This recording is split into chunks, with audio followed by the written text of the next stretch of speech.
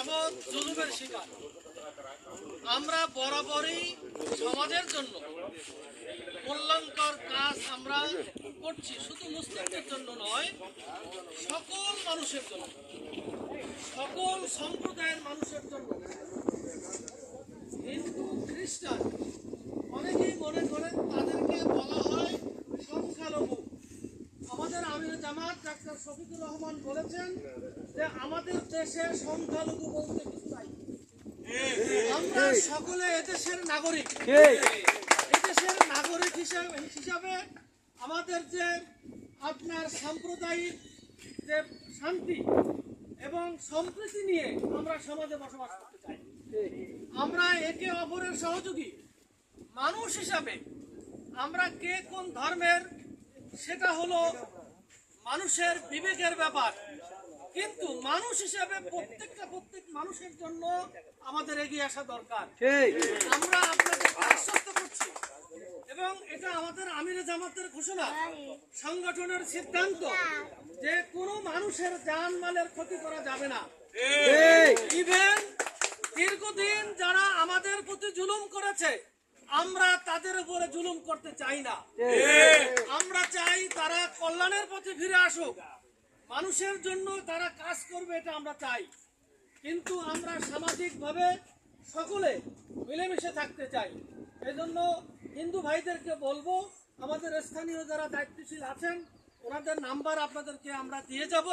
আপনাদের যে কোনো সহযোগিতায় ওনাদেরকে ফোন দিবেন, সর্বাত্মকভাবে আমরা আপনাদের সহযোগিতা করবো ইনশাআল্লাহ। আপনারা হিন্দু সম্প্রদায় হলেও আপনারা যে ধর্ম পালন করেন সেই ধর্ম আপনারা আপনার নির্দ্বিধায় আপনারা পালন করবেন। এ ব্যাপারে বাংলাদেশ জামাত ইসলামীর যত সহযোগিতা লাগে আমরা করব।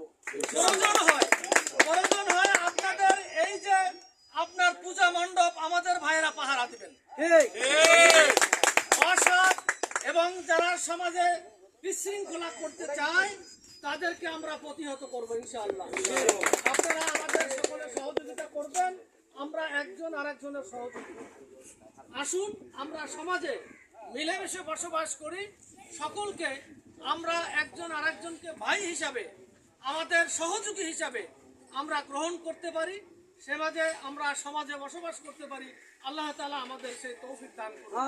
আমরা সকলেই কিন্তু আল্লাহ তাআলার সৃষ্টি, সকলেই কিন্তু আল্লাহ তাআলার সৃষ্টি। সুতরাং আল্লাহ তাআলা মানুষকে সর্বোৎকৃষ্ট করে সৃষ্টি করেছেন। আমরা সেই সৃষ্টির সেরা হিসাবে সমাজে যাতে করে ভূমিকা পালন করতে পারি, আল্লাহ আমাদের সে তৌফিক দান করুন।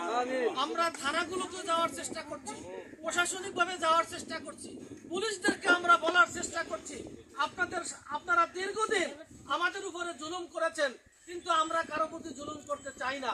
আমরা আপনাদেরকে সহযোগিতা করতে চাই এবং খুব দ্রুত যাতে করে আমাদের বাংলাদেশে শান্তি ফিরে আসে, আমাদের স্থিতিশীল ফিরে আসে, আমাদের ঐক্যবদ্ধভাবে সকলকে ভূমিকা পালন করতে হবে।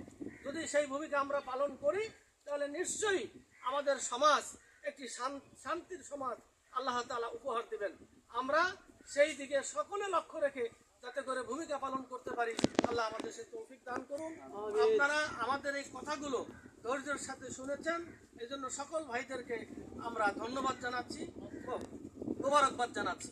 আসসালামু আলাইকুম ওয়া রাহমাতুল্লাহি ওয়া বারাকাতুহু।